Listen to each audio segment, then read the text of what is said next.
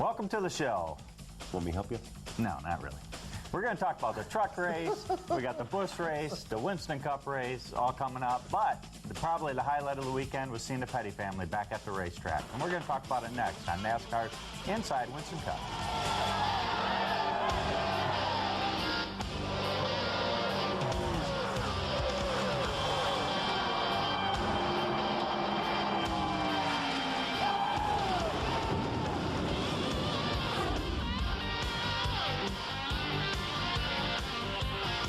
Welcome to NASCAR Inside Winston Cup. Allen Bestwick here in our Charlotte studio, where over the next hour we will attempt to expertly analyze, dissect, and thoroughly review the weekend's races for the NASCAR Winston Cup, Busch and Craftsman Truck Series, and failing that, we'll at least have a couple of laps anyway. Had a really neat problem with the windshield. Yeah, go ahead. Pulled the stuff off that they put on there so you can take it off and then see.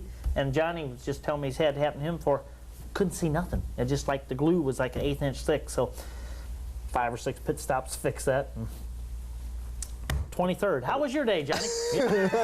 Johnny started 13th. We're running in the top 10, in the top 5 for a good chunk toward the end of the race, but then it started smoking and clunking. Yeah, I think we broke a valve. So valve in Pontiac was decent. Qualified good. The whole day was good. James made some great calls on some pit stops, and the guys did a good job. And I thought we were going to finish about 6, maybe a little bit better. And just finally quit. Like Kenny always says, one of those real important parts. Yeah, but at least you know that it wasn't an oil-related problem. No.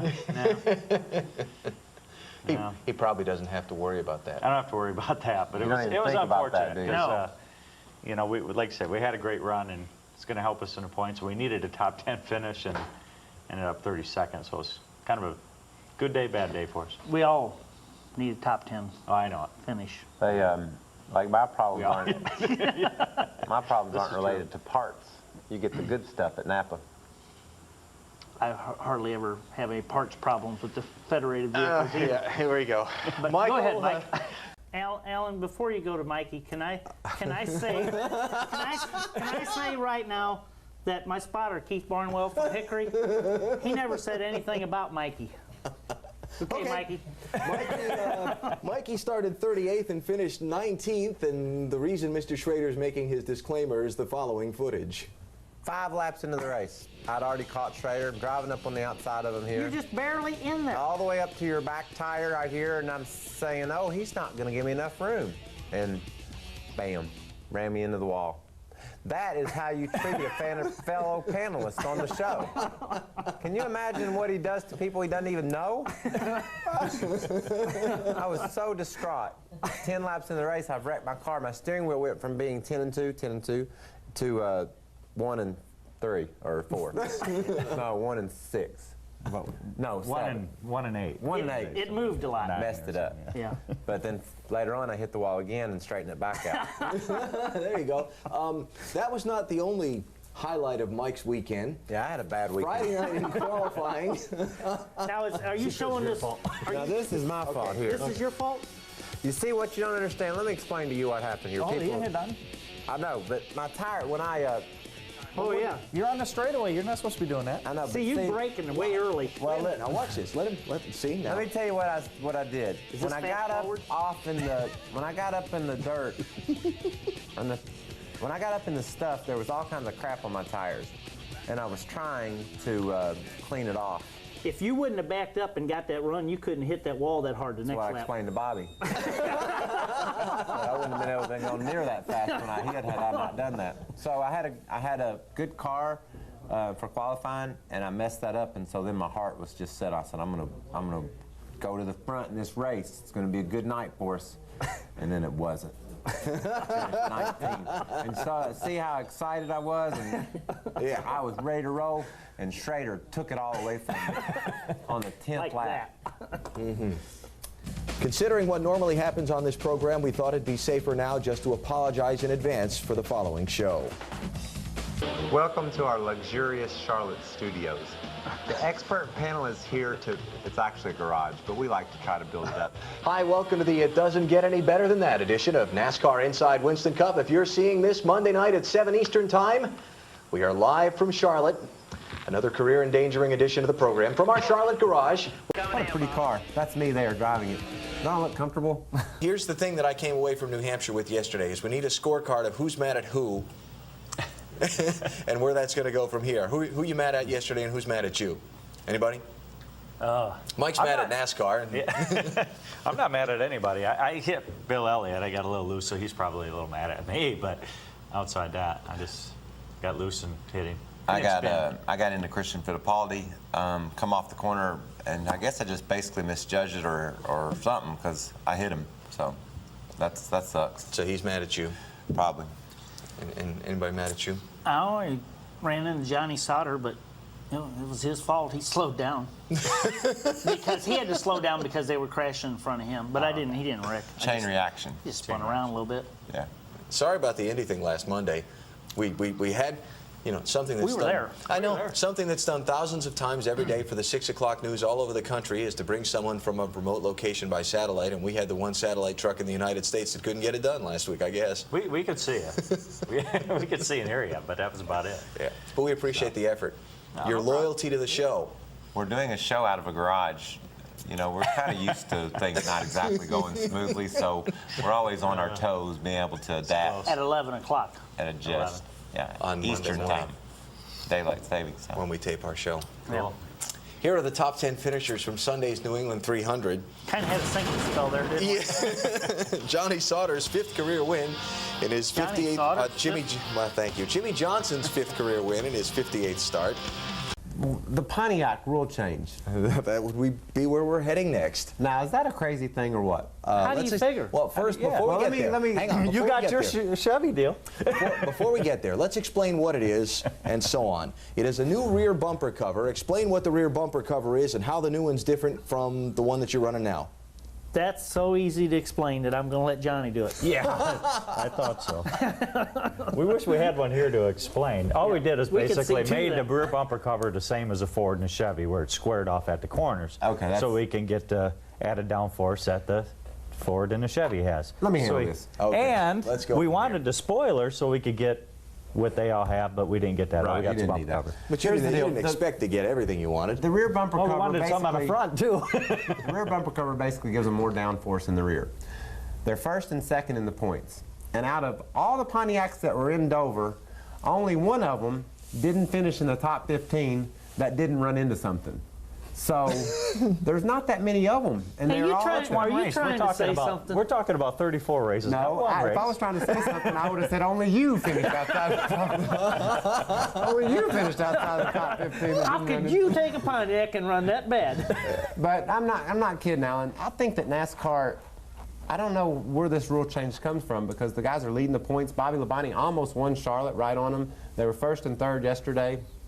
It looks to me as if perhaps that it's not really something that was needed. If But they're trying to make everything equal, time and will they're tell. taking all these cars to the wind tunnel, and it's everything and this states that doesn't the make it Pontiac So needs help, and it's not.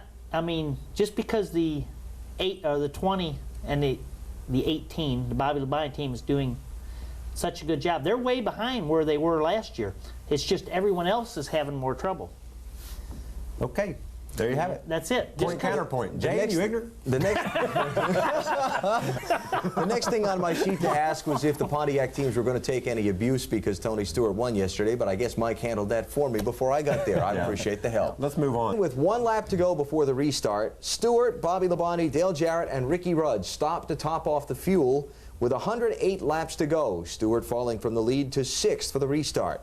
108 laps. I've been tight. Been real tight if it would have went green the whole way. Yeah, but Isn't it we're ironic that going for last it. year the race was decided with a green flag pit stop or a caution flag pit stop with 107 laps to go, and Bobby Labonte made that stop and ran all the way to the finish and won the race because of it? This time it appeared as if the same thing was setting up a run from 108 to go to the end. Could they make it? Could they not? But only this time Bobby Labonte wasn't the only one that took the gamble. There was 4 or 5 of them that decided to, and that was dictated, Alan, by the fact that there was only 4 or 5, 6 cars cars on the lead lap at that time, so people didn't mind taking a chance, losing a little bit of track position and getting their gas and being ready to go to the end. Boy, he was. I'm impressed. You were all over that. Well, you know why I know so much? He was in the garage already by this time. You were listening on him. Listening to the radio, had scanners, I was doing it all. Yeah, but that was a tall task yesterday, Alan. Man, that 20 car was right, wasn't it? The 20 car was extremely good, and you know, so that just shows you how good the DeWalt team was to even be able to stay with them, let alone put a run on them, because Tony Stewart and the guys were really good. Not a Chevy on the lead lap yesterday, ain't that something? Well, you can't count yours. You blew up. There were And only you 5 can't count cars on the lead Earnhardt lap. or Joe Nemechek because of fuel. They both ran real good all day. So if you're trying to go someplace about the aerodynamic stuff, it's not working. I'm just You making guys a point. just took a wrong time to pit, that's all. Just making a point. Yeah, I pitted with 150 to go. For the day. We got back out. I didn't think we'd see something that fast based on what we'd seen in practice. I'm I didn't surprised. either.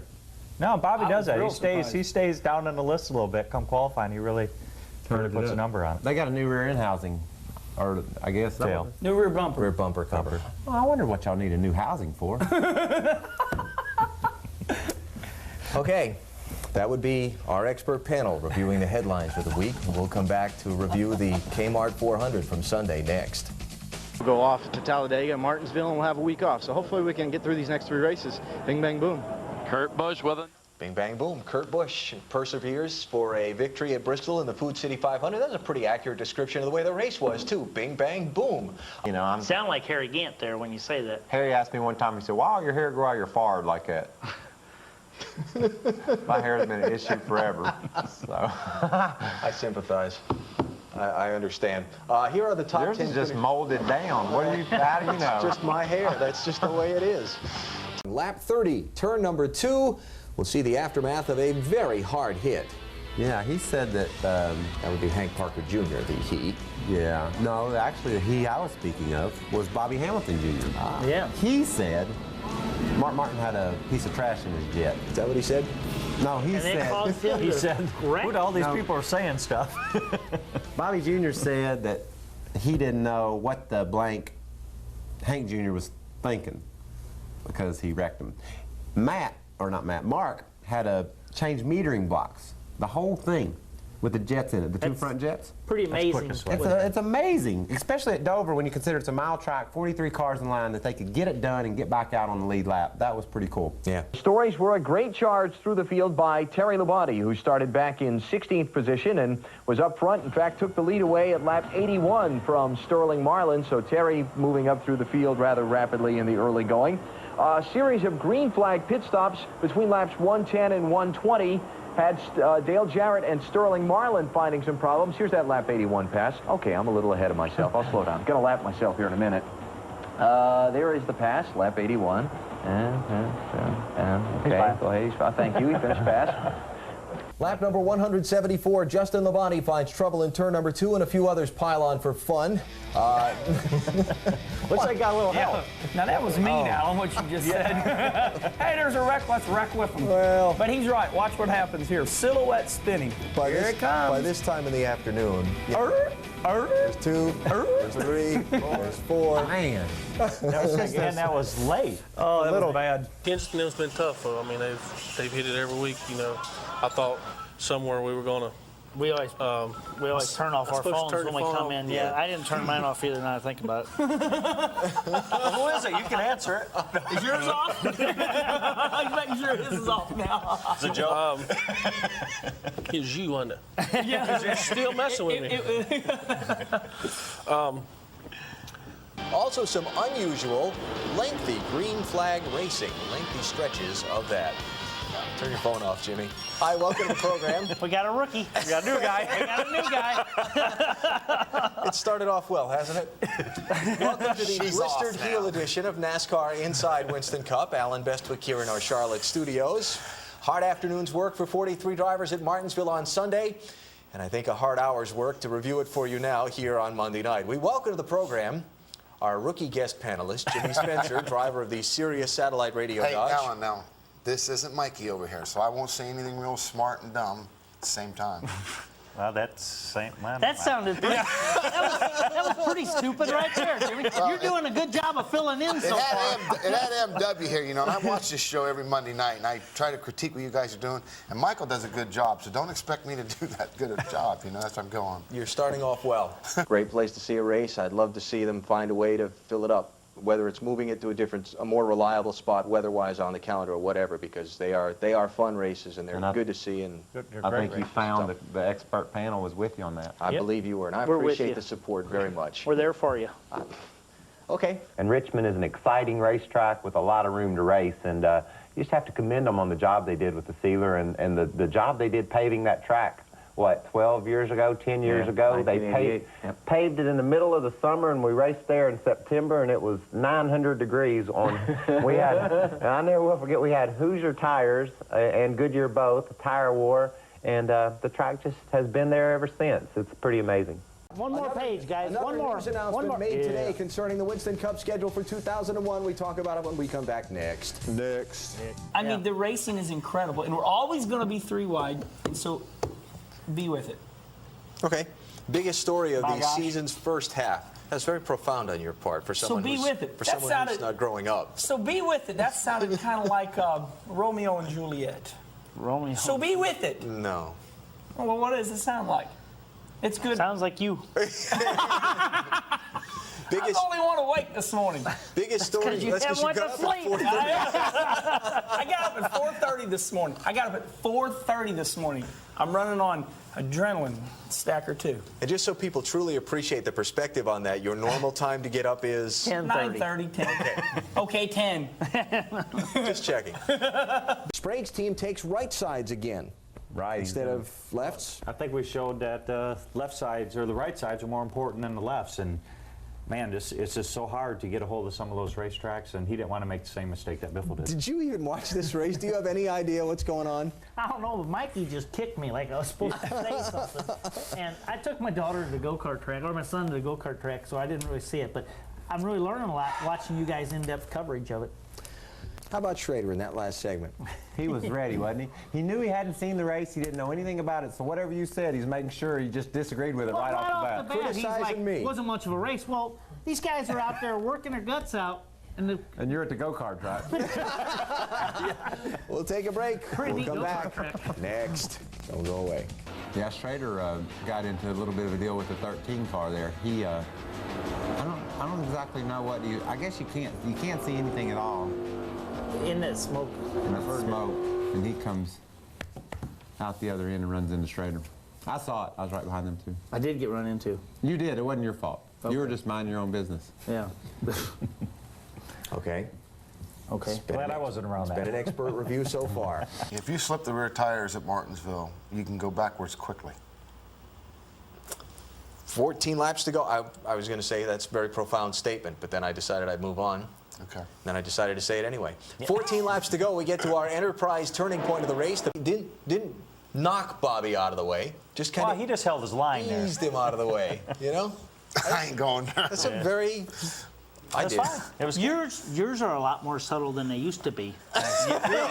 You're a lot better than you used to be, Jimmy. I appreciate it, because me and you, we did have some bump-ins, and it was usually your fault.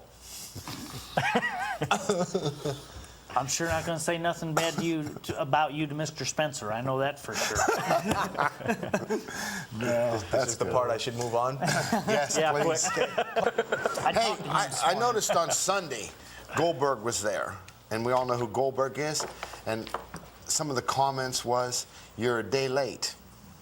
Yeah, For the wrestling day before. Yeah, definitely the end of that Craftsman truck race became a melee. It is good racing. Yeah, it is. It is. You have been running well. Thank you, Michael. Tell everybody how I've been running well. I feel like a hobo right now because I'm falling in the point. You can't say that on TV. Hobo? Hobo, he said. Well, anyway, we're running good. I didn't hear that right. We're running good in the Stacker 2 Chevy. We just need to keep digging, guys. Okay, let's keep moving. Let's talk about the fight this week. No, we're going to get to that later. Come on. I am color commentating the truck race. From the From St. Louis, Missouri, the home of the league-leading Cardinals, ladies and gentlemen. And we're going to do that Saturday night. Now, will I be with you? Are you going to be doing the truck race? No, you threw me out. I think. Stop it, Doug. I think the league-leading Cardinals took one on the chin last night for the Cubs. Oh, you must have got home in time to see it. Hey, we almost routed them 9. Of the 14 cars that failed to finish, only one failed to finish because of a crash. Sterling Marlin, boom. We'll see John Andretti in a minute, boom. Well, Kenny said it earlier. I mean, it's unfair to... Off the air. Yeah. I knew it was earlier. Yeah. But say it again. Well, we're just turning these engines. That little access road comes in handy, doesn't it? We're just turning these engines at Pocono 9,000 RPMs or better on the front straightaway. And Show them what it sounds like. I mean, these things just screaming. You're going like this, aren't you? Boy, you just kind of worry. It's at Martinsville, we might turn more, but they goes, what? And then stop. There you no more sound effects. It's a long way. Okay. And by the way, just in case you're not familiar with what happened in the Formula One race, they had a wreck, brought out the red flag, and Formula One rules say when the red flag comes out after 3/4 distance in the race, that's it, the race is over. And you go back to the running order 2 laps prior to the red flag to establish the finishing order. Well, between that point and when the red flag was thrown, there was a change for the lead. Yeah, and it was the dominant car. Yeah. John Carlo Fisichella. Very good. Was driving Eddie Jordan's little hot rod, and he made a dominant pass, and he was gone. He had never won a race before, and Eddie hadn't won one in 100 years. It was his 200th race. I mean, I was sitting there last night. I was so mad. And they said, okay, red flag, because it was a terrible crash. Then he caught fire. And then they said, okay, that's it. It's 3/4 away. But we go back 2 laps before. Yeah. And those. So you folks at home that think NASCAR rules are a little goofy sometimes, you don't understand. You got to watch Formula One race. But they got to go by the book. That's what the book says. So. I didn't know what happened, and I didn't watch it until midnight last night, and I couldn't go to sleep. I was just sitting there. Yeah. Me too. I was up late last night. I couldn't. I think it was from holding steering wheel like this all day long. Trying to work the kinks out and get trying to relax. Part 151 of these sporting regulations or something like that. Wow, could you believe all that? Yeah, it was Did wild. you see Eddie Jordan? I did. I felt for him. I did. He's so cool. Yeah. All right. Want to back on NASCAR stuff now? Let's go for it. What are we going to do? It's time. Oh, Thursday night. Thank you. Got to tune in. What's the name of that other show? This Week in NASCAR. This Week in NASCAR. Our guest this week, Alan's guest, because it's his show, is Greg Biffle. So call in with any questions. And 704. The ratings are swooping on it, dropping on that show. Yeah. Try to tune in and help him out if you can. And he wants to keep that Thursday gig if he can. We'll come back. Well, as you can tell, our expert panel is still gathering information for this show today. But what we can tell you is there's a Busch race, a Winston Cup race, and the rookies pretty much look like they dominated the weekend. So we're going to talk about it next, right here on NASCAR's Inside Winston Cup Racing.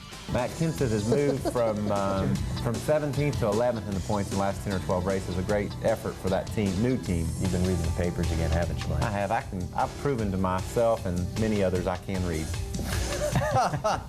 It's my prerogative. There you go. Mere laps later, at lap 118, trouble for Mike Wallace off of turn number 2. Did he get help? Did he not get help? We're all about assigning blame here. He got hit in the back. I mean, I'm getting ready to be on here looking like I hit someone in the back, so I guess you can assess a little bit of blame reward there. Just like it looked like Junior ran in the back of Rusty and spun him out. It's easy to do is my point. Well, maybe he didn't get hit. Go, gas. Nah, he had to get hit. You're all clear. Ooh. Did he get loose and then get hit? Did he have to lift off the throttle? Did his tires break traction? It's, you know, how do you tell? Off. I know he wasn't happy. Yeah. I talked to him this morning. Did he think he got hit? Yeah, he's got issues with that whole thing, for sure. I don't know, but I couldn't tell. Did you have an in-car? Roll the in-car here. You were looking at it there. Oh. No, from the 22. No. Okay.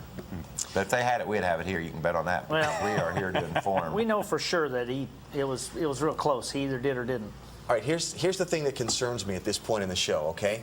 Every time the producer opens his microphone to talk to me in my earpiece, my interrupt we call it, I hear Steve Park talking to the producer. So I'm not sure who's running the show at this point, Harry or Steve. You'll be able to tell eventually. Well, it's going pretty good. I'm assuming Steve's in charge. Okay. Let's skip further ahead to lap 154.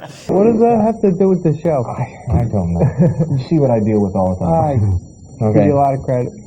The first of the race's 11 caution flags happened all of 2 laps into the event. Elliott Sadler would find himself facing the wrong way around in turns 1 and 2 with some help. Oh, wow. Yep. He just probably meant to rattle his cage. Didn't mean for him to hit him that hard. Got his son in the process, too. Yeah, but he just It could have been a lot worse. got him.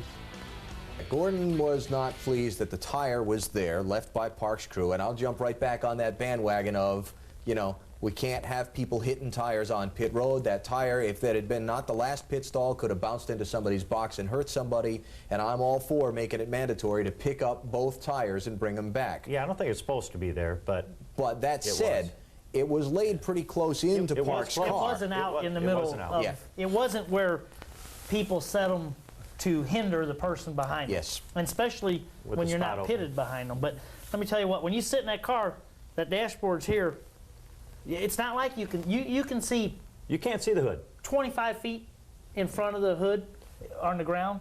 So you kind of got to see when they take off something and set it down, you kind of got to remember where it is, because a lot of times you can't see it. We've all done it. I mean, it happens. It's easy to do. And it's black and the ground's black. Good point. It was a black wheel. Exactly. It would have been hard to see. That's why he's on our expert panel. He's an expert. I'll tell you. Good thing it wasn't at night. That would really complicated things. Again, I won't get off the fact that half the teams are doing it, half the teams aren't. You got 2 guys bringing tires out. You should be able to bring them both back. I think that's. Is this one of them things you're doing? This is an editorial position on my part. But that said, when we're short on time later in the show, you remember you're spending a whole lot of time on Gordon's left front fender. But go ahead. Anything else? Yeah. Okay. One more of the crashes to look at was inside the final 100 laps, and this was a hard hit. Are you done with my papers now, so I can know where we're going? Yeah, but if you're not going to do your job, we'll do it for you. If this you keep telling us we can be replaced. We're not the only ones here. If this racing thing doesn't work out okay, there could be a future in this business for you. Lap number. Let me try that chair out. Lap number 403. Rusty Wallace had waved Jeremy Mayfield. Here, go ahead. Jeremy Mayfield had waved Rusty Wallace on by into the lead to collect 5 bonus points. Here goes Kenny, watch. All right, you said, okay, I'm all right. How'd he get there? Okay, I'm going to get out of here. Wait a minute. Where'd he come from? 5th car back? Or that's the 3rd car back that time? And that's our 10th place finisher. Yes, it is. Yeah. Proves you don't have to be real bright to run 10th. I mean, it looked like he just parked there. I didn't mean Kenny was not bright. I won the Daytona 500. Took a lot away from that race. We moved to the NASCAR Busch Series and what some called the Crash It 250 from Saturday. Hey, that's pretty cute. Here's Matt Kenseth about to give up the lead to Sterling Marlin, and this would be the pass for the win. He wasn't doing it properly either. He got up in my lane and he was doing it wrong. But what about Sterling? He had a good race. Yeah, he won the race. But back to Mike. This is about Mike, this segment. We'll finish documenting the Sterling story in a minute. First lap 212. So now you don't want to talk about Sterling. You're using up. What do you want to talk about? You make up your mind. Go ahead, show the wreck. Watch this. Now this is funny. No, it is. This is not funny. Not this part. This is a big wreck. A huge wreck. 14 cars involved in this. Well, they're still wrecking back here on the backside. Yeah. It's not that funny. It's not, but they come racing back to the line. Okay. This is the beginnings of That's it. Harvick, I believe. Yes, it is. Gets left rear, turns around, and then everybody decides. Look at all of them passing me back there to wreck in front of me. That's what I meant was funny. I promise you 5 cars passed me and wrecked right in my lap. Now this part's not funny. We're going to ride with Elton Sawyer while he races back around. This was big. The leaders coming off the top here. This was big. And I just, I don't know. They shouldn't have done it. They did finally hold Elton back and put him back behind the leader. But the leader's not even near him. And, man, he did. I mean, look at him way up there. Caution lights are on. Cars are wrecked off turn 4. On the apron. And I remember the track. Watch this now. Watch this. We saw. That's just lucky. We saw John Andretti take a hit that was extremely hard. And that was in a corner. And he was still in moving. a corner. When he went on the gas. If Elton would have hit, it would have been 3-4 times harder than that. I wish we could go back to that one that shows them people passing me and wrecking in front of me. Now, how do they do that? I was slowing down. Did you have your arm up? You're supposed to be waving. Did you have your arm up? I don't know. Man. All right. That's crazy. These two cars kind of get to banging around a little bit. Spencer got right on Mark, and Brett was right on Spencer, and that kind of slowed up the progress, and whoever was right behind Rusty, wasn't me, 99, hit him, and it wasn't me. And then the 90 hit me. Sure looked like it, though. I know, it did come out of there like it was, but my front end's perfect, by the way. It wasn't me. And the 90 hit me and turned me sideways, and between me being sideways and Rusty being sideways and all these other cats sliding every which way, had a heck of a wreck. See there? He was spinning already, and then here I come, 90 hit me, and then there goes all these other cats. There's point leader backwards in the middle of the track, 43. You see him sliding through. A couple guys trying to race into that wreck, too. Poor me. I'm in a good mood today. I'm going to go test my Aaron Chevy when I leave here. Okay. We're going to go over at least once. We might drag your old car down to Bulls Gap. They run Friday and Saturday night down there. Yeah. So, you know, you can run and watch the Busch race Saturday and then go down to Bulls Gap, not very far, Volunteer Speedway. Good dirt racing. Hey, we got this weekend off. I'm trying to get my late model done so I can go up to Michigan and race it at Berlin, but their opening night's not until August 16th. So You're not going to open till August? not August.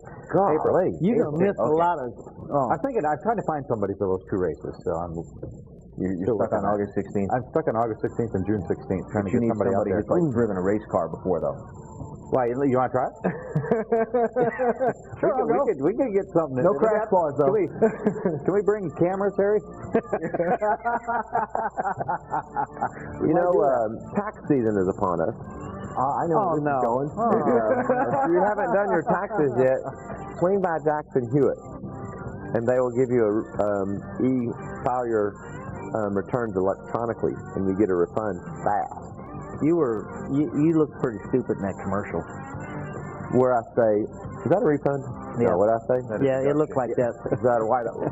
Write-off.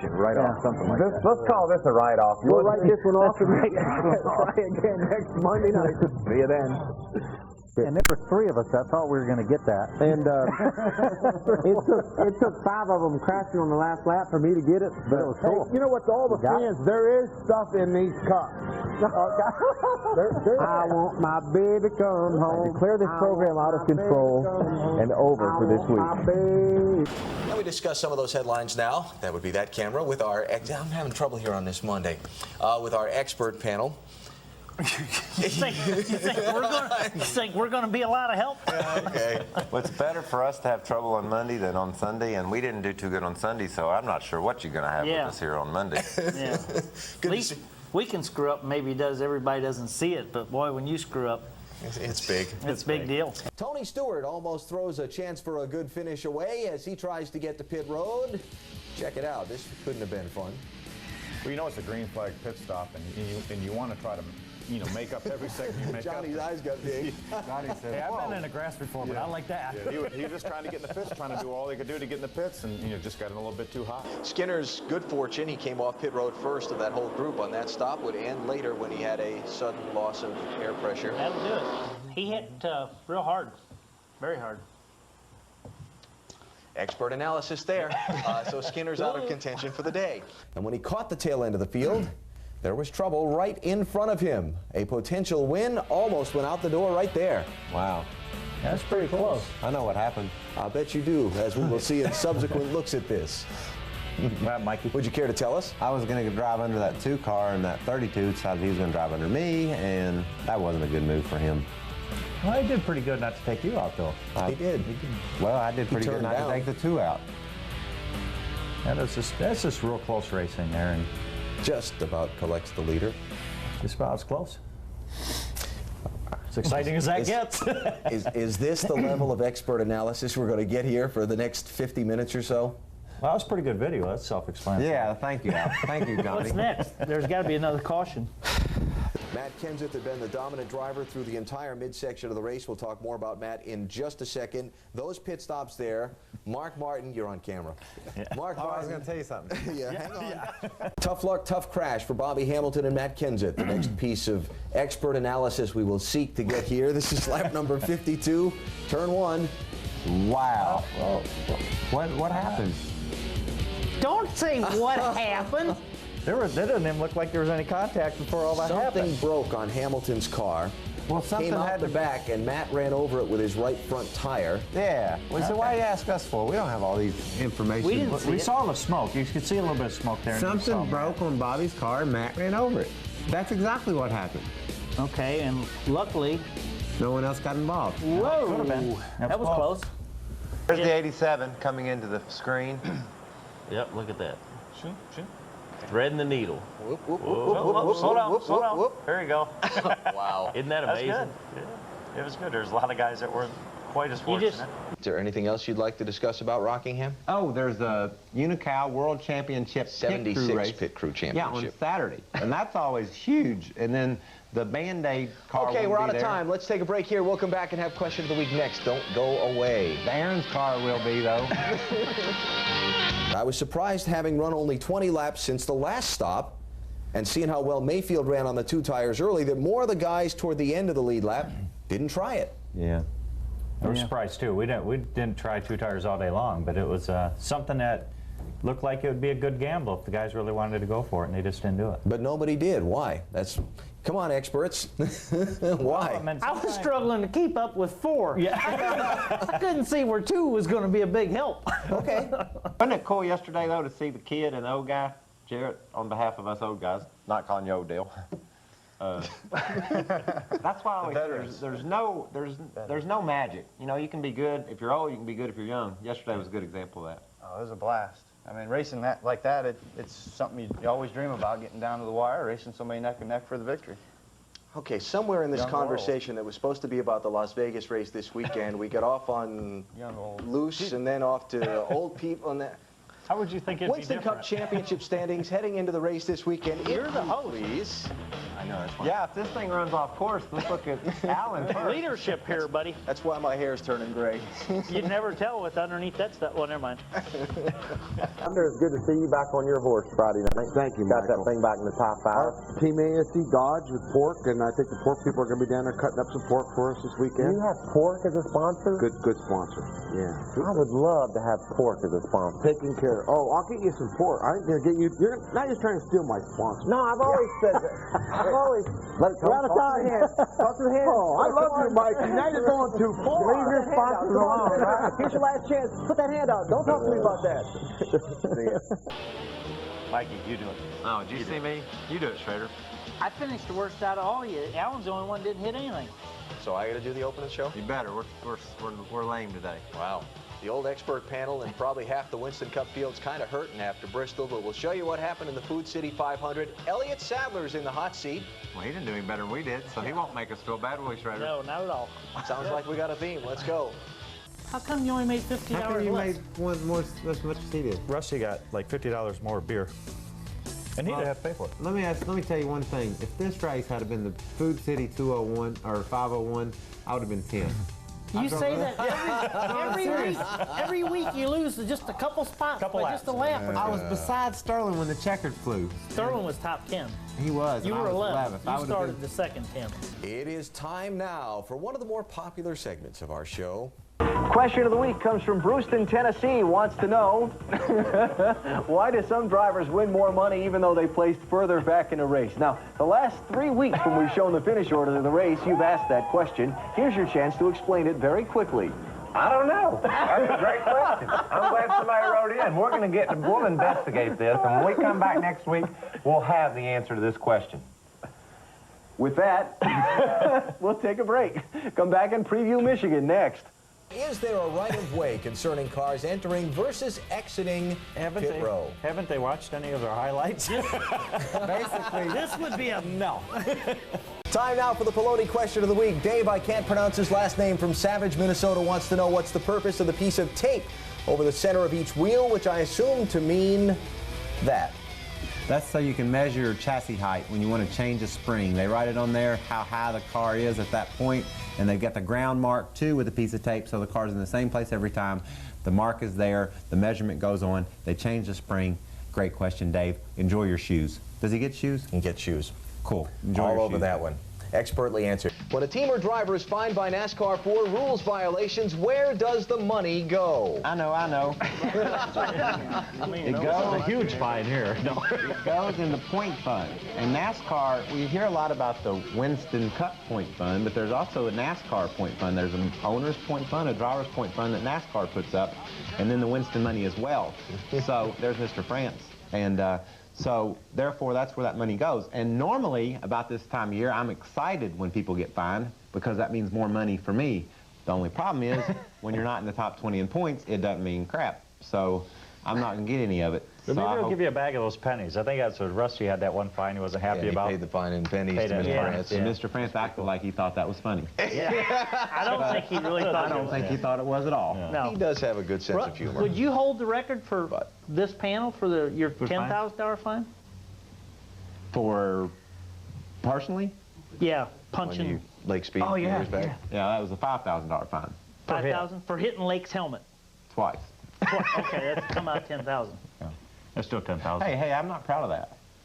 But tell the story real quick about in the trailer.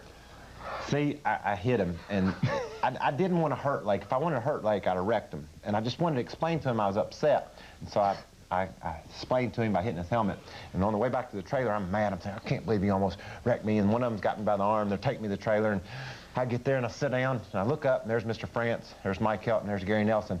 And I'm going, I might be in some trouble here. That's when you first realized. I didn't know I was going to be in trouble, but as a matter of fact, I was in trouble. But you kids watching at home, that is not a way to handle your problems. But you kids watching on Sunday that race with me, reckon someone isn't either. That's right. It goes into the point fund. Yeah. Is the answer. Oh, that's where we're at. We'll come back after this. Why do cars on the tail end of the lead lap start in front of the leader? I know that one. Do you? Okay, like... Wait, we're going to have some video first. Okay. Highlighted car from Texas there. That's the leader. Okay. All right, get off the video, come back to studio. Okay, what's happened is the yellow came out, pace car was here, leader was here, lap car was back here. Another car? Y'all told me to do this. Now, wait a quick, while. and The now you're producer jacking said, with me. quit messing with Pace my car, man Schrader. lead car, lap car. Lead car pitted. Lap car didn't. Lap car's now behind the pace car. Leaders, could be a couple lap cars, leaders are behind him. So he's technically still earned the lead lap. He's just tail end of it. And they don't give you the lap back because you just got on the tail end of the lead lap. And he didn't pit. And he did not pit. And if he did pit, he doesn't want to go all the way to the rear of the field. You tell me we're short on time and answer this question quick, and then y'all jack with me. So you answer the next question. Well, what happens if it's a bank track? Do the hands go like that? Cars will be like this. Road course? Next question. This way. We better do this in a hurry. We spent too much time with this. Why does the Truck Series have to finish a race under the green while the Busch and Winston Cup races can end under the caution? Survey says... I think I know. The truck races started out being like 2 half races, and like if you think about Winston Cup, you think about the Daytona 500. You can't make it the Daytona 501. There's too much stuff that goes into winning the Daytona 500 to extend it for any reason. And so NASCAR, Winston Cup, and Busch races, they're 300 milers, they're 500 milers, and they're all those advertised distance, and that's the distance they wanted them to go. Well, they started the Truck Series, and they did it a little bit differently, and so therefore they felt like it was okay to let those races go a few extra laps because of the format of the races, the way they were laid out. Fuel mileage wasn't going to be a factor. No, because they were going to stop and get gas at halfway, and so they started out that way, and they've just never changed it because it was popular with the fans. But the fans also need to understand and appreciate the fact that the Daytona 500 needs to be the Daytona 500. There's a lot of things. Darrell Waltrip won the Daytona 500 on fuel mileage one day. And I know you're going to say, oh, almost won it. But I'm not back to Terrence because Put the camera on me and let's see what kind of reaction shots they give each other for a minute. No. I thought you had a good answer, Mikey. The camera's on that was a good answer. Yeah. Okay that was good. That was a good answer. Yeah, I believe I thought he was all over it. Yeah. Did he answer anything through that whole? Well, yeah, he did. Yeah. He did good. He did real good. You can't review it for me, Schrader. You can't. These guys run this fuel mileage down to the very last little deal, and all of a sudden to be finishing the 200th lap, 500 mile at Daytona 500, and it's like, oh, we got to run green, white checker, and you don't have fuel. They just can't do it. Okay. Answer is because. Red uniforms. Behind Sterling today. Let's see. Ken from Benson. I had never really noticed that. So those guys, they are still in red uniforms. Hey, we're still in a garage. You remember when we talked about the reason? Remember we talked about the reason why they don't use tire warmers in Cup? It's because of budgetary concerns. Do you hear the dumpster now? No, they don't hear it at home. It's not funny. It's just funny to us.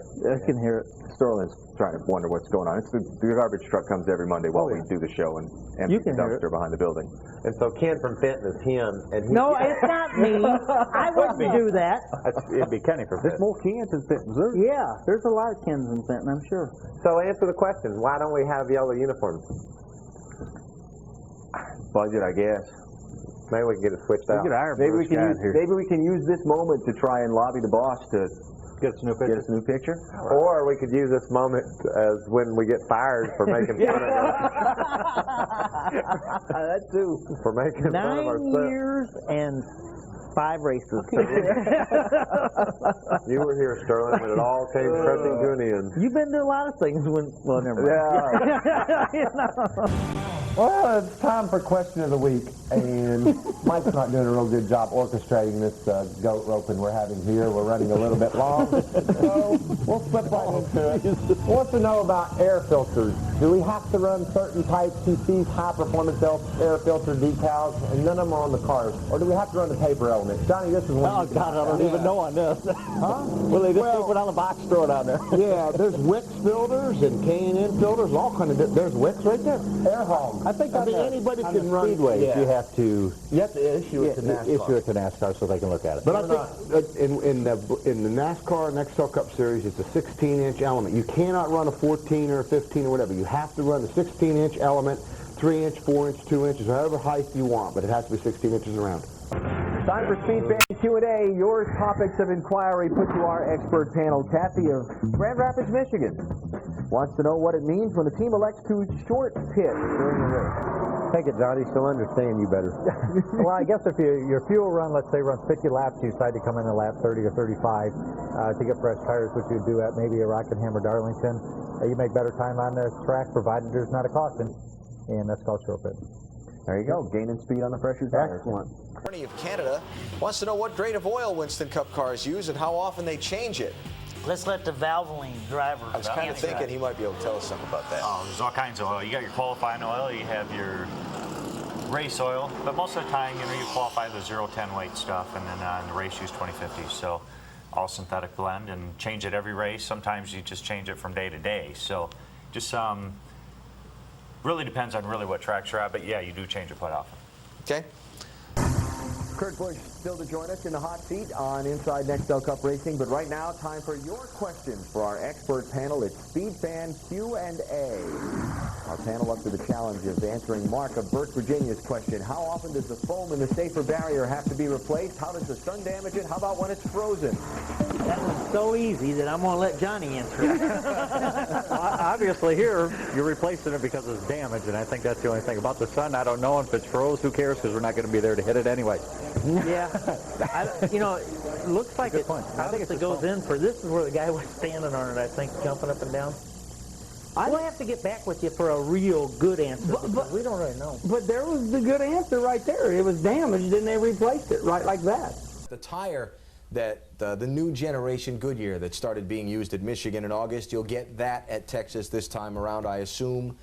Will that radically change the feel and the setups, and will this be a real head scratcher trying to get the car sorted out Friday, or does that really matter? It'll be a factor for sure.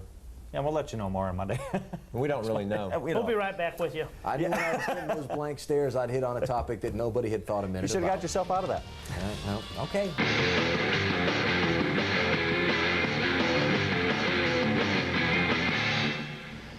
And now another high point in our 5-year adventure of NASCAR Inside Winston Cup. It's time for the hot seat.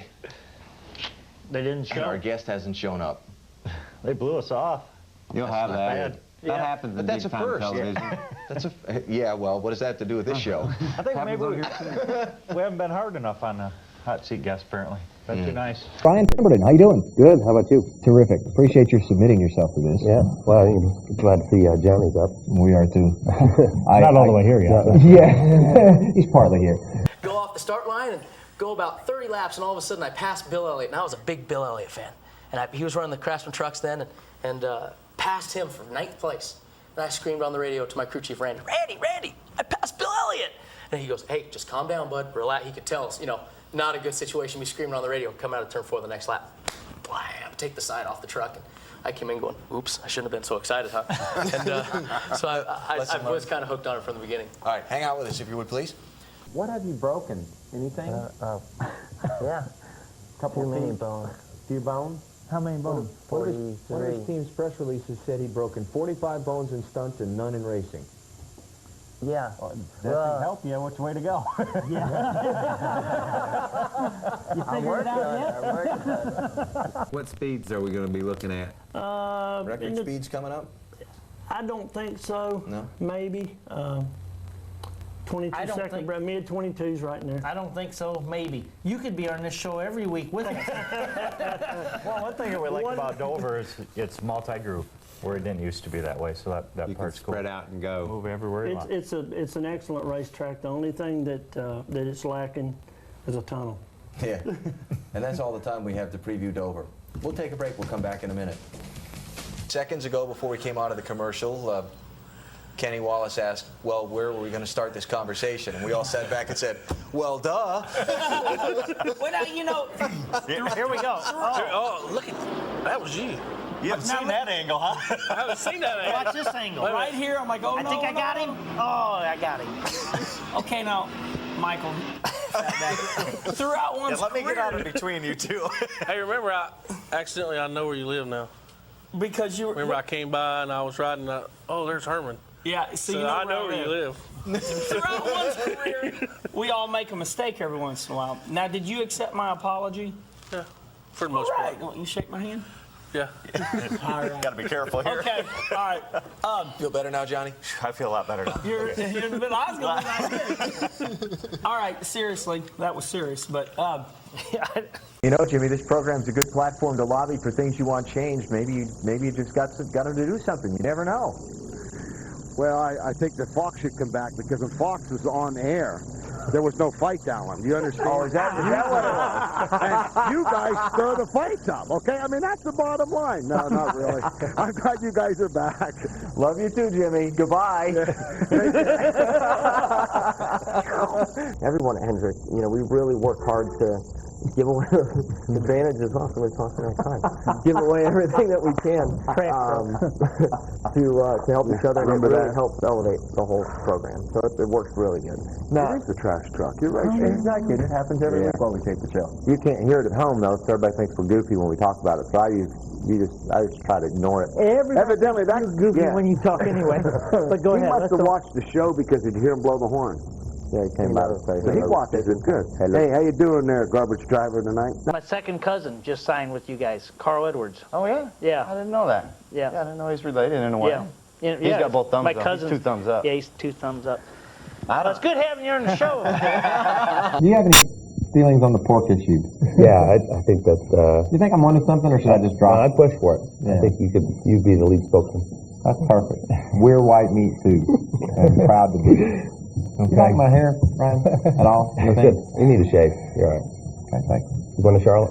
Yeah, I'm going over there to test the hot seat. We'll take a break here and come back and. Would you wear socks like that? No, I wouldn't. Hey, I do a lot of things. anyway.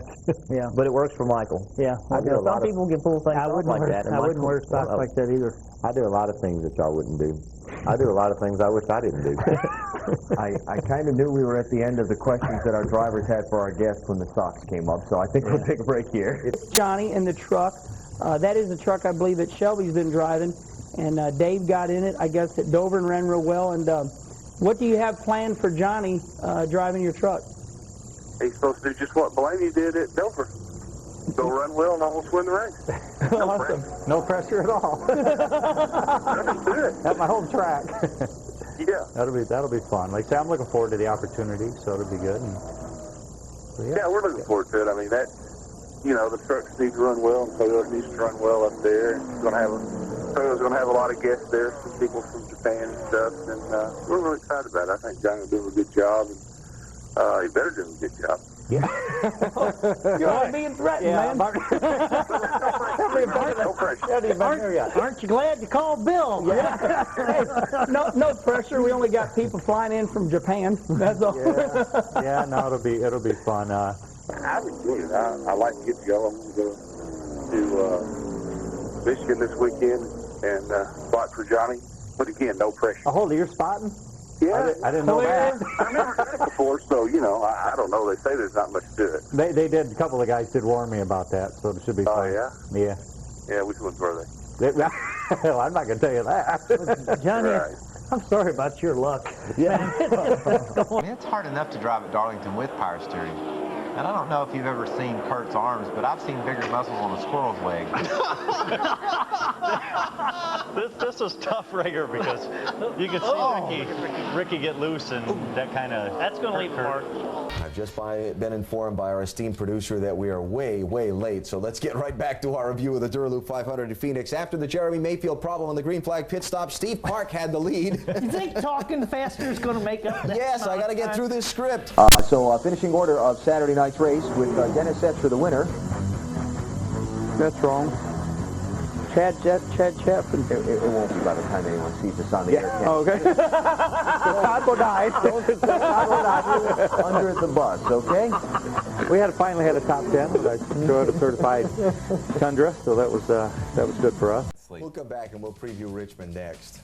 First race on golf carts on pit road at Richmond. The Winston Cup champion gets dumped. Look. Oh, wow. Oh, not only dumped, but almost run over. All right, say anything you've got to say really fast. Yep. Any other thoughts? No.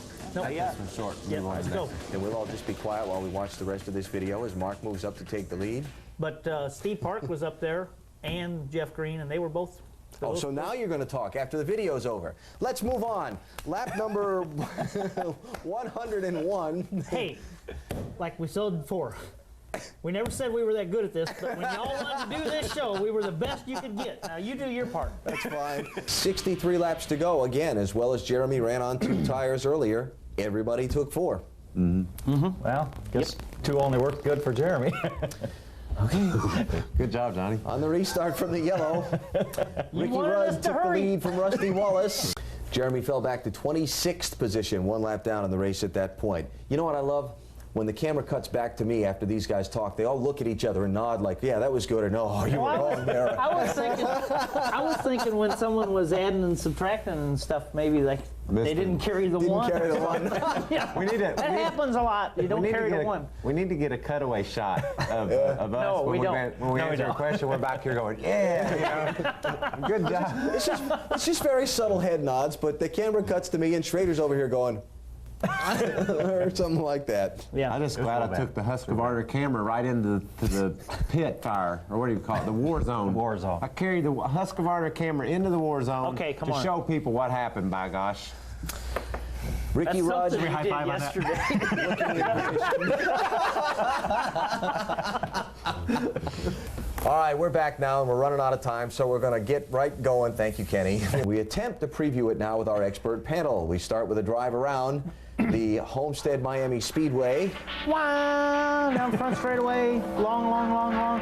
I mean, we get paid just a little bit to do this, and when you run 33rd, 34th, and 37th in them cup races, we need this job. Please do it all, God. You know. We are the future of NASCAR, and we are here to tell you about the past. The past, what happened this week in the Busch cars, the trucks, the Cup cars, they were all in action, and action it was, and we're going to review it all on this exciting, informative... Hi, welcome to this exciting, informative, and... entertaining hour of television. Thank you. Hey, check me out. I got a new seat. How's all this going to work out? We're not really sure, so you better hang around and see. Oh, man. We're here today on NASCAR Inside Winston Cup Racing. Michael Waltrip here. Your host, Allen Bestwick, is down. Kind of had a crash.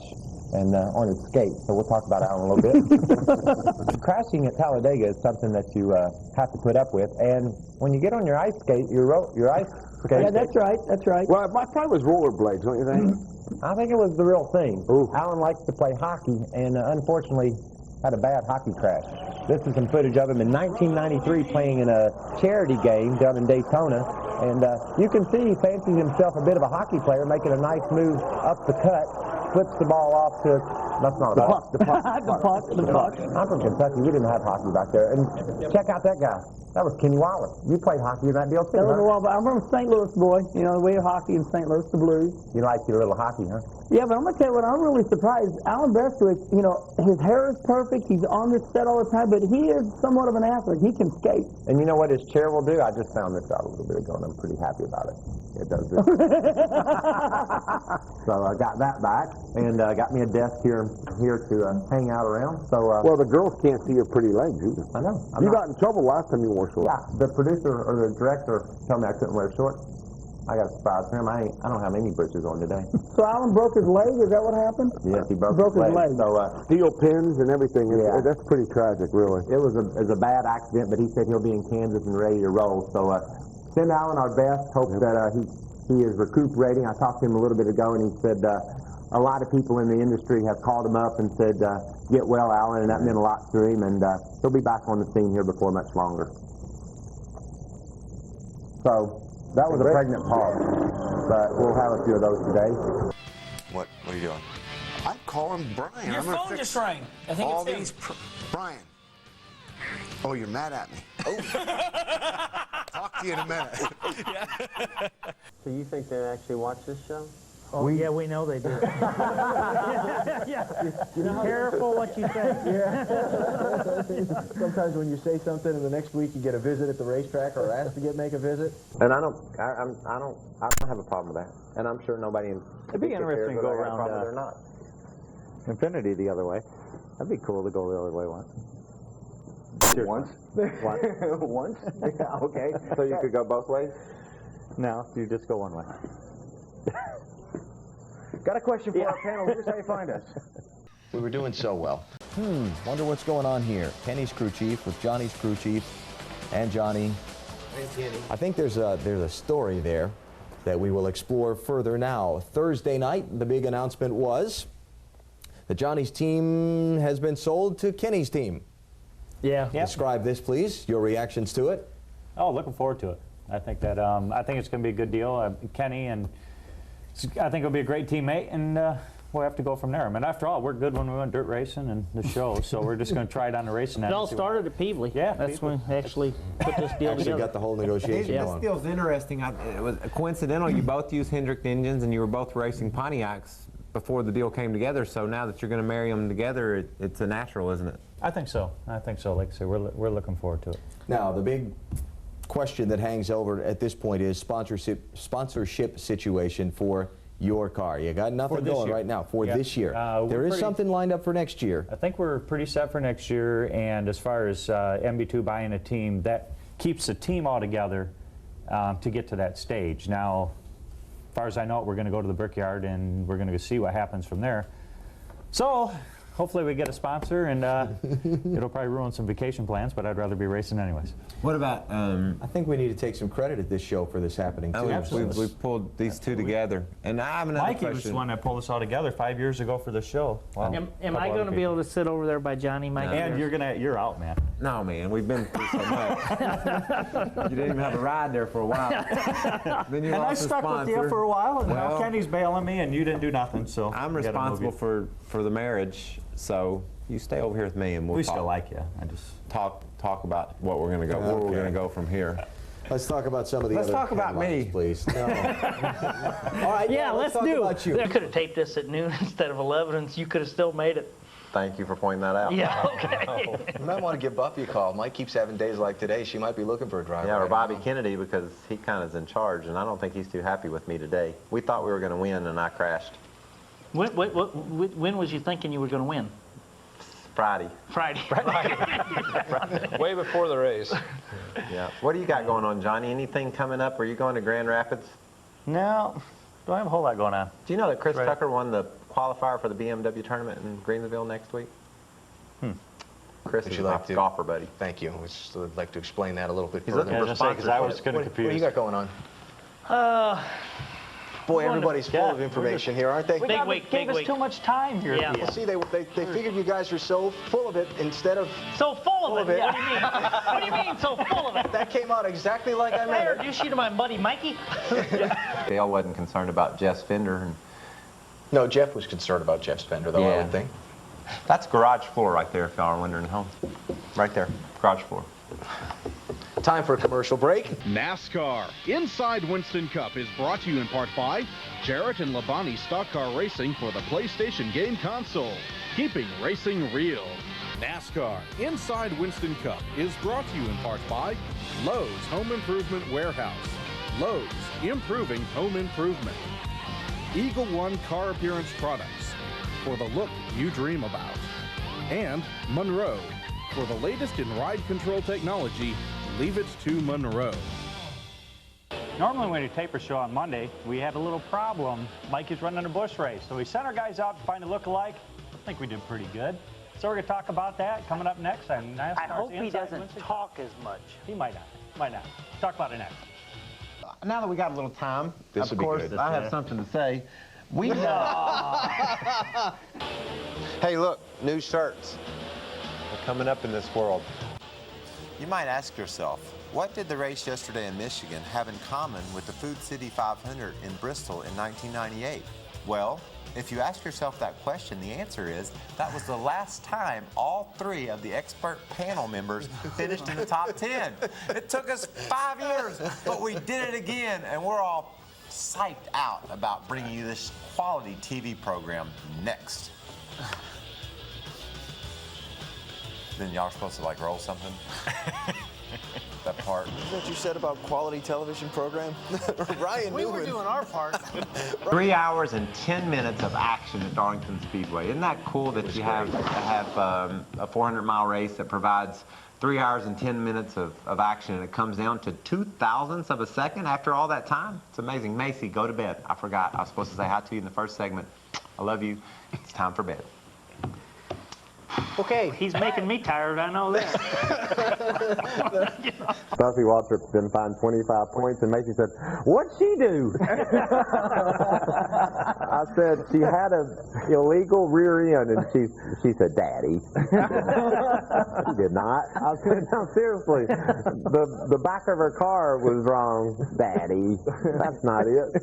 So it was a rule that there really wasn't a rule written about in the rule book, if you want to know what happened.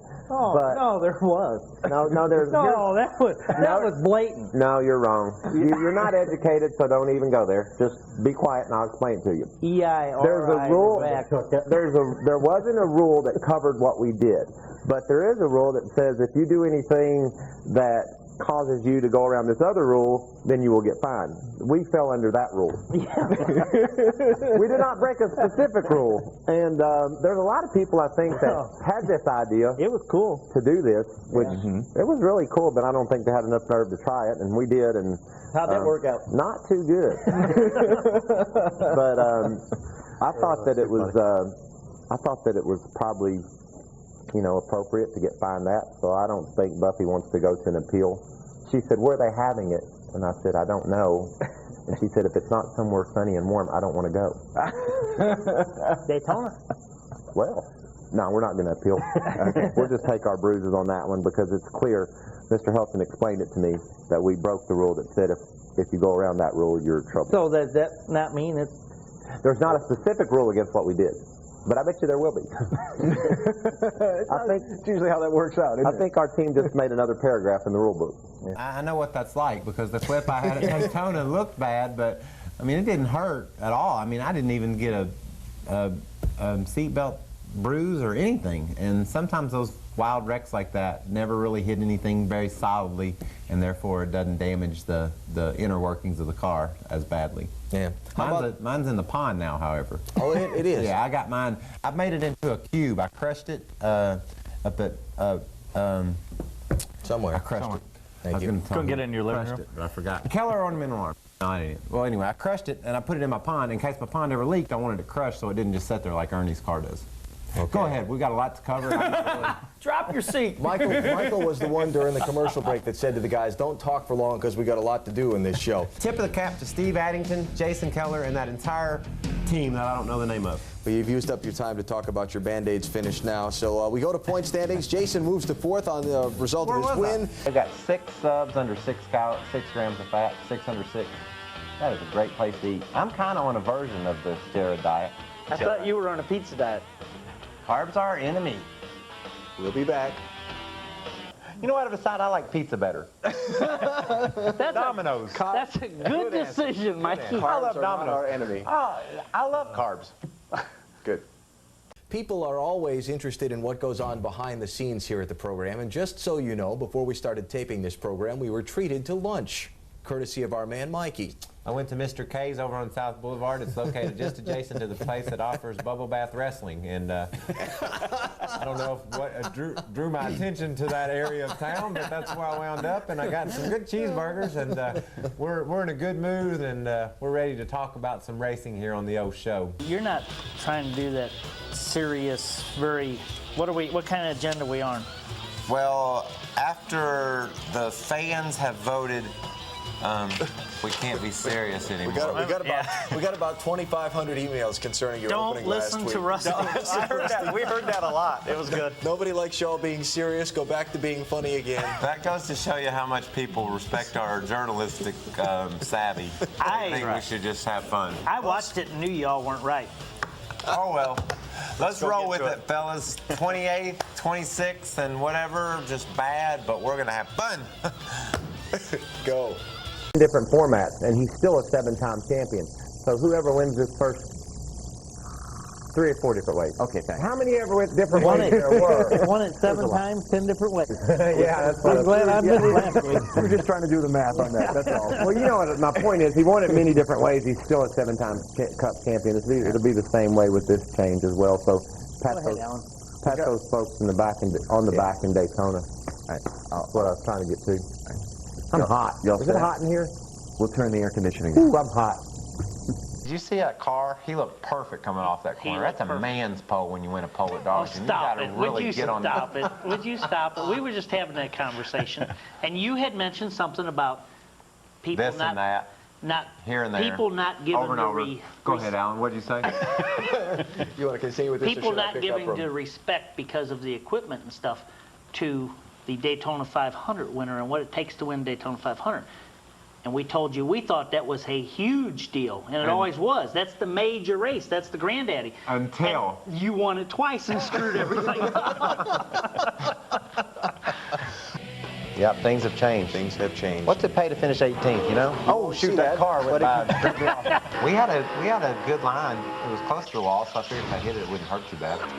We do the show live Monday night because the Busch Series race ran earlier today. That didn't work out at all. But you didn't hit it that hard, like you said. You were right there. You know, one of these days, we're just going to make a list of the different things that get talked about during the commercial breaks here because we just run the gamut all over the world. Maybe I ought to do that. We were just talking about Pearl Jam. We had Pearl Jam. Because we've seen Red Hot Chili Peppers are from his hometown. Yeah, they're right up in that area. Yeah. Okay. Jeremy spoken, and because we've seen Jeremy Mayfield's name, so I said, whatever happened to Pearl Jam? All because of that. And you sang what song? Oh, where could my baby be? Lord took her away from me. We move on now to the race summary from Sunday's event. I told you, it goes all over the place. Let's see. 17 on the lead lap at the finish, and only 9 failed to be around at the checkers, despite the 27 involved in the big wreck early in the race. And let's, was that your cell phone in the microphone? I just turned it off, I'm sorry. Thank you, we appreciate that. Appreciate your coming. I turn you over for questioning to our esteemed panel. All right, where are they at? Well. That's the way you want to play. I spent a lot of time in that back room. Yeah. Trying to produce the show. We appreciate that. And they call all you guys talent. But I truly know where the real talent stands. It's not in this room. It's not in this room. You want to show them what you've been doing to keep yourselves amused? I don't know if I can do it now. This is what we do during commercial breaks. It's because we're not being very serious. Rusty, I hope you're not watching, because you're not going to be too pleased. But I can't help it. I've been overruled. That's right. Our fans have spoken. All right. So you got all new shirts. I believe you, Rusty. What time did Now, you made go a to bed? difference when you qualified. What? Hey, It went just faster. It just was faster. Yeah. It was, didn't stick any You different. should have seen us leaving the racetrack yesterday. Sterling wanted to ride to the airport, so we were dumb and dumber on the Suzuki dirt bike again. Oh, you went for it? Oh, yeah. All right, I got to get some footage of that. That's so funny. You ought to see him. He looks like he's riding a pony. I mean, he's got this big old man on this little bitty motorcycle. His feet's dragging the A little ground. bitty motorcycle. And got a bubble shield on his helmet. He looks cool. Mm-hmm. And so what were you talking about? I have Something no about idea. something about the race. Had something to do with the race, but I'm not sure. Anything else you'd like to talk about that has nothing to do with the race while we have a couple seconds here? No, but have you had one of their hot dogs over there? No, I haven't had one of their hot dogs. Very, very good. Hey, but that's not a little motorcycle. That hurts. You said it's a 400 Suzuki dirt bike. I mean, it's nice. We must have traded that mini bike you was on in Richmond in on it. Well, it's a different bike than I had. Oh, okay. This is brand new. I knew that. So much harassment from the last bike you had. You had to move up. Hey, you asked. Thursday night, Ed, I know. Shame on me. Did you get your first feet wet in that series? I did. That's the series, you know, that you move up to after you race late models or whatever else. It's First Northwest feet Tour. wet. It's the same thing as First feet what? first feet wet. It's the same thing as like ASA back here, I would say. Is it? Yeah, it's similar to that. Great cars. I mean, a way to, you know, it's the next step. Anything, Alan? You gonna cut us off anytime soon? Hey, you want to go back to the show, maybe? He was charging too to get back to the front, and he said that he didn't think they could make it, even though they stopped with 108 to go. So his plan of attack was to get the lead and get a big a lead as he could, so hopefully he could pit and still win the race, or at least be a factor. He is just all over this today. I'm auditioning for one of the major networks. Is that what it is? Trying to show everybody that I really do know what's going on if I actually care to display it occasionally. Oh, okay. You're not sure about this driving deal? You finally thinking this thing might dry up, or what? I'm finally beginning to agree with you, Schrader. It's not looking good right now. We're unveiling our number, and I'm standing here with the car owner, or one of the two car owners of this team.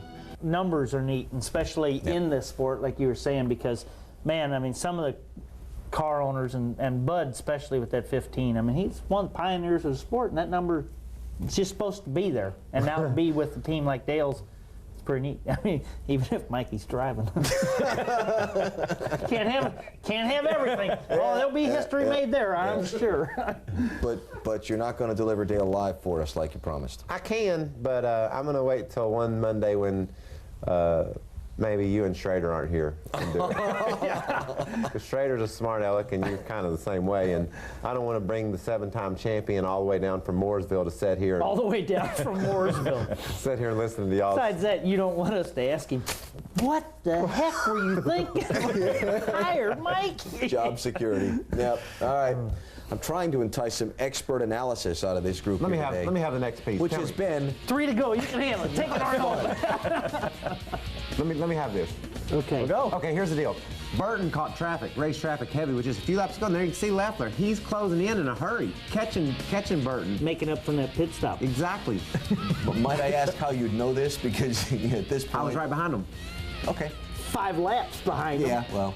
But I was right behind him. I was right on 18's tail watching I think Jeff was just being cautious and making sure he didn't. Of course he was, Johnny. That's a great point. NASCAR is happening in the motorsports world, and you got to really tip your cap to Mr. France and Mike Helton and everybody for keeping this ship sailing right on down the ocean.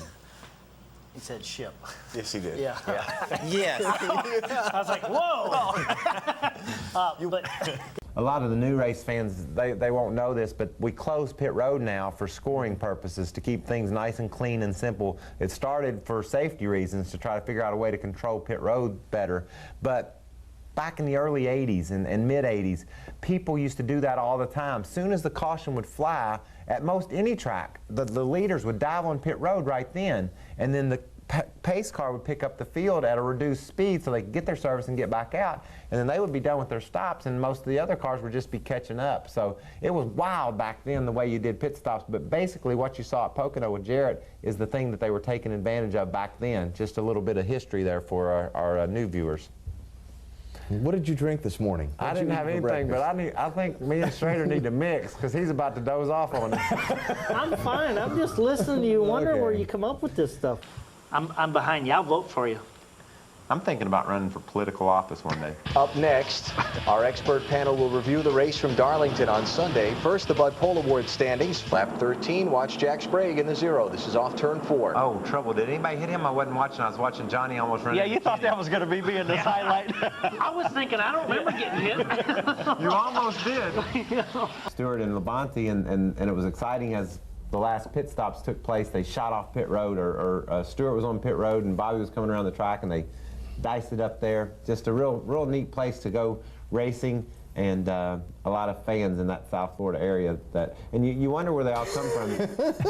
Jeez. I'm beginning to get my second win. Yeah. You ever wonder, like, where they all? But when you fly in down there, there's a lot of people live down there. I don't know if y'all realize that or not. I was going to say something, but I'll save it for next week. You took a breath in like you were going to inject something. Yeah, there, I'll get it next week. It probably wouldn't be something we're going to be distraught that we miss. No, is that what it is? Anything else to add about Homestead? No, I'll be at my souvenir trailer if you need to see me. It seemed like everybody went down there and tested. Yeah. And like we talked last week. So it'll be an interesting race this year. Okay. We'll come back. You still got a souvenir minute. trailer. They're selling half for $5. Mikey was talking about his souvenir trailer on the way to the break. We took this picture out at Phoenix on Saturday. Ah, look at there. Yeah, but you can't tell whose trailer it's at. Wait. This is at Mikey's trailer. There are all these people gathered around his trailer, and in this whole picture, we count 3 Michael Waltrip hats. And that's it. Well, that's because they got them in their hands. The other hand. We counted the whole picture. The other hand. Put that hand down and raise the other hand. It'll have a hat in it. We're selling the crap out of souvenirs. I'm telling you. It's a going out of business sale. We're having a going out of business sale. The first week of it was in Phoenix, and we're going to continue it at Homestead this weekend. So if you need a new hat and you don't want to pay much for it, it's a real bumpy exit to turn 4. The car really wants to hunker up and down. If you can, don't adjust your set. That's what it's for. And when you come off the corner, it wants to upset the car, so you have to watch it there. But you'll see guys running right out next to the wall and then all the way down on the bottom of the racetrack. Good wide track. We'll probably be sitting here discussing next Monday night what a competitive race we saw again. This whole NASCAR season has kind of turned around. The start of the year, all you heard was the races are kind of boring, which I didn't ever believe that. But now everybody's on the other bandwagon. Wow, what racing we're seeing. And I think that's great. Did I tell y'all I'm back in therapy? We could tell. Without much difficulty. I was just sitting there talking, and it felt really good, too. There were 22 lead changes in the race at Rockingham in February. It was a very good race, and I would expect more. So then we'll save a little time here and give us more time to talk about the Rockingham race. This light's new. No. But it is warm in here. Is your point. Hot in here. Let's talk about Rockingham. Do I look dark? I'm not sure with the lighting. You're well tanned. Is it dark in this corner? Not me, but is the lighting okay? It's dark over there. You got It's dark. No, you're just in a haze, Mikey. It's that carbon monoxide thing. Dark. Sure Look, looks dark. See how dark I look? Sure is. Now. Sure on the wide one. Sure is dark in there. here. Look. You almost lose me down That's here. because you guys get your arms wrapped around each other and you got on black shirts. Okay, go ahead, Alan. I forgot where I was at now. We got new camera equipment. I noticed that. I knew something was different in here. Qualifying Wednesday, the order the cars run that's determined by random draw is usually a pretty big deal at Charlotte because of the sunset. You're on camera, Mike. But this time, qualifying was moved back an hour. How'd that vote turn out? That was the next thing. The mailbag was dominated this week by your opening to the show last week about Rusty Wallace's advice and wanting, that we should be more serious. Right. And you asked the fans to send in emails. Yeah, how'd it go? About whether they wanted us to be serious. Back room ain't happy. Or less serious. Because I like Rusty's I mean, I didn't like Rusty's idea that way. The votes are still being tabulated because they're still coming in. They are coming in, aren't they? At this point, I think even the Florida Board of Elections can put a trend on this one. Okay. And come up with a winner. Well, we'll go with funny then. Yeah. We're not really. It's not trying to be funny. You're just acting. You're just acting normal, and you kind of come off like that every now and then. What kind of crap is that? That's a dumpster. Oh, that's a dumpster. Yeah. And Give Kids the World Village will benefit from that endeavor. So we're real proud to be able to race with. Rusty got a vote. Oh, who called in? Yeah, but we're up. Yeah, but look at ours. He's gaming. Rusty must have saw they didn't have any votes, so he called in and voted. Rusty, I haven't. They're beat up on you more than I have. I haven't done it, buddy. Thanks for coming, Steve. Right. Thank you. All right, next Monday we'll seriously try this again. Seriously? Not. Let's go to the highlights. Let's not waste any more time listening to me. Well said. Mikey started 22nd, finished 19th on Sunday in the Napa car. Yeah, I've run 5 races at Darlington for DEI, and I finished 19th in 3 of them. How'd you do at Rockingham? Where were we at yesterday? Rockingham. There I am, Napa Chevy. I've run 3 races at Rockingham for DEI. I've run 5, and I've finished 19th in 3 of them, and 21st in 1, and broke in the other ones. Very consistent. Consistently horrible. That's all fun, and I'm sorry I've taken up too much time. I don't really have anything else to talk about other than I'm mad at Jason Leffler and I'm mad at Ashton Lewis. I think we'll come back to that a little later on in the show. I hear Johnny was a softball stud this weekend. No, I did play first base. That was fun, though. Had a good time. Bristol Motor Speedway. I hope we got enough time in this hour to show you all the highlights and all the fun stuff of both the Busch and the Winston Cup race. And there's always all kinds of stuff going on. I know you started third. But the show starts at 11 o'clock on Monday. You'll be right here? He's there on lap 495, Johnny. He's just finishing up. Didn't have one of his best weeks. All right, we're waiting for you. What a long day. Back from Bristol, ready to review the event with most of our expert panel. We welcome to the program, when he gets here, Michael Waltrip, driver of the Napa Chevy. He'll be here in a little bit. Incorporated. Mikey's on his way. Talk around the track this weekend seemed to be that the Wood Brothers-Ricky Rudd pairing was pretty popular. Yeah, it was. I think that's going to be pretty cool. You know, the Wood brothers have been around such a long time, and to have Ricky in there, it's going to be neat. Good job, Mikey. You sneak right in there. You just get right in here. You're right on time. How y'all doing? We'll let you get wired up there. What about those cars under the lights? Aren't they pretty? Look nice, don't they? That's why racing is so exciting at night.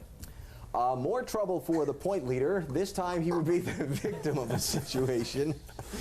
Yeah, we're not too sure because Mark always has a car so loose that we're surprised that they'd have any problem up there. But if you take all the facts of that, sure what's all Isn't that happening. pretty under the lights overnight? Under the lights.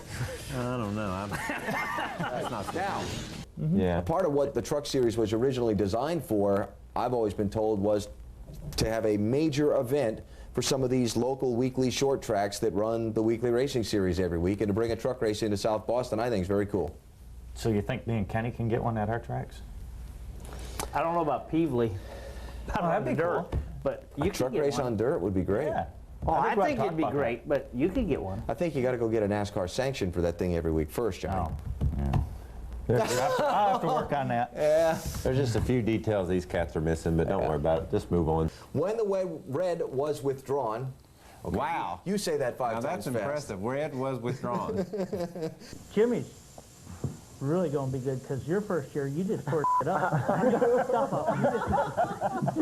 Do we have some video? Can we show some video? Because I know I made a lot of videos that year. You never saw the front end of the car because the back end was the His first back thing. end always got there first. Okay, get Kenny copy of George Carlin's 7 words you can't say. Yeah, I forgot. I was just... Michael Waltrip pits in 4th position here after a strong run to the front in his little Band-Aid Chevy. Yeah, see, Where does he come out of the pits? 28th. How about that? Okay. I really thought I was going to win that race yesterday. I mean Saturday. My car on Friday afternoon was perfect, and I felt so confident I was going to win, and I came from 14th to 4th and was the fastest car on the track. And then we had a little trouble on that pit stop and got us behind and just could never quite get it back. Okay, can we cover the rest of the race now? Yes, I would just like to make that announcement on half a Band-Aid. My car was running well. He does the breath with him, and he decides to abort. Now, the big story... Oh, to abort. Yeah, we're going to have Johnny Benson. Now, watch the car. Look at all the stuff. See it, Johnny? Yep, look at Mark Martin. Mark Martin has the worst luck. Backing it up here now. Okay, now, Johnny Benson... This is his... Now, Johnny, rewind. I am. Spin the wheel. I am. Okay, hit the backwards button a whole bunch. A little faster. Hold on. A little faster. What we're trying to do here at Inside NASCAR Cup is show you the replays that we bring you. Well, we've got to film. Oh, it's a little too quick. What button did you hit? This way, here we go. Okay. You see the car of Mark Martin. All right, this baby's not working. David Hill, push play. David Hill suggested that we come in and practice with this before we go into the show. Here we go. I told him we are. And I can't see where anybody's going to believe that. Okay, we're looking for the part. Well, they've already got a slow-mo here comes Mark. Ready? Okay, I am working on it. See the brake rotor? Yeah. You can see it, but there it goes. Here we go. Boy, that's about enough of that. Let's move on. Peter Suspenzo, reaction from all of you. Was it enough? Was it too much? Your thoughts first on the deal from Talladega and then on the deal from California. Yeah, which deal? Yeah. Both of them. Well, I don't know if we were surprised. We knew that there would be a penalty. Of course, as it gets through the garage area, it kept getting bigger and bigger and bigger. So. Yeah, you mean the rumors before it happened. What are you doing? Before it happened. I had a hair growing out. I had a hair falling off. I got it. Thank you. You know, so this is like my professional reputation and my job, and you know, you all come here every Monday to fool around. You really screwed up. Oh yeah, this is. Go right in, all right. Yeah. Now, do you want to? My question to the viewers are: do you want to see some more of that next year? We can give you about whatever you want. Just tell us what you want. I'm thinking you need to log on, let everybody know that this is something you enjoy watching, and even if you don't. Yeah, make it up on our behalf, because as you can tell, we need the work. Okay.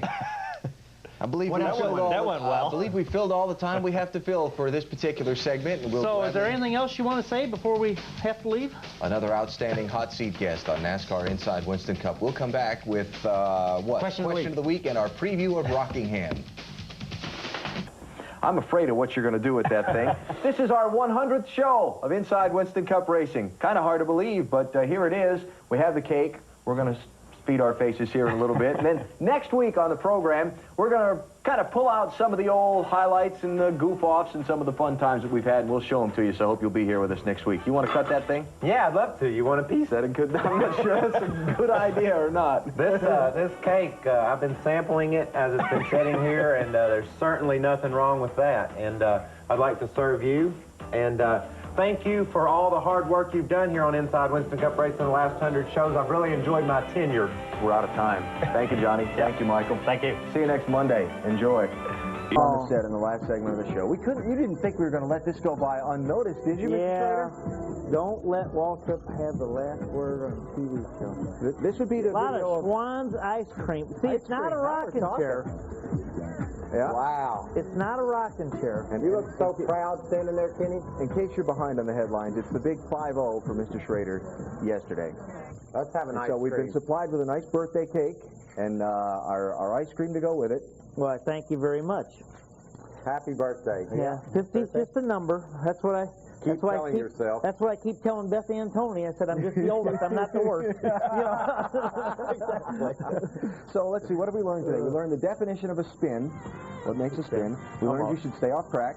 Johnny won't go both ways on a road course. And Nextel Cup drivers are very capable of wrecking on a straightaway. And Curtis Davis could have very possibly blown his deal. And how about that ice cream? And the ice cream's good. Those Swans people are amazing. Best Western and Klausner. That's the only two people I failed to mention the other night on my interview. Happy 20th birthday to my son, Allen. 20th? How old are you? 20 years old? You got on us? Yeah. A lot older than that, unfortunately. Wow. And Ken Schrader, driver of the Schwann's Home Service Dodge for BAM Racing, who had one heck of a birthday cake rolled out for him Sunday in the garage. That was the highlight of the day. Yeah. Schwann's, and didn't they give everybody an ice cream? They gave out 49,000 ice cream cups, so it's just cool to have a sponsor that likes doing extra stuff, and it was pretty much fun. I wish it, 32 would have been a good number. Yeah. But it was 49. And someone made note that that was your car number, and you said, thank goodness I don't drive the 99. Yeah. Did I read something somewhere this weekend that you had one of those birthdays? Well, yeah. I got a birthday every year. You don't stuttered. know what's different An about O this one. birthday. An O birthday. 30. Oh. No. One of the ones that ends in 0. Yeah. 40. Hey, happy birthday. Getting old. Have a birthday to you. Well, you're getting close. What are you, a couple months behind me? Oh, you had to throw that in there, didn't you? August 23rd, baby. Yeah, that's right. I turned It's not all that bad, is it? 3-0. 40. Math skills need some work there. Hey, well, every once in a while you can dream your I own think math. that side's already been on that. Yeah. I've known Kenny since he was yay high. And looking at him now and listening to him, there's a dang good chance that he's not going to grow out of this. 45 seconds left. First, check this out from Peevely. There's a sign that's turned up on the snow cone machine. Oh, there it is. Johnny's snow cones. Our money should be arriving any day, I guess. You got the dunce hats on, too. If you're watching the Monday airing of this show, it's a big day. There's about how many candles in that envelope? Well, we got to all help. We'll have to help all put them on there. Let's put some candles on. It's Kenny's birthday. Kenny's happy birthday. Let's sing. I think there's more candles. You don't need that many candles. Birthday to you. Happy birthday, dear Kenny. Happy birthday to you. Next week, it'll be a serious show. Please come back and join us. I promise you, Mike, you'll do good. Thanks for sitting in for Schrader. My pleasure, and just glad to see Johnny here. Yes. Above and beyond the call of duty. Looking way forward to having a weekend off. I'm glad you came. Yeah. Need some water? Need more water. Full court.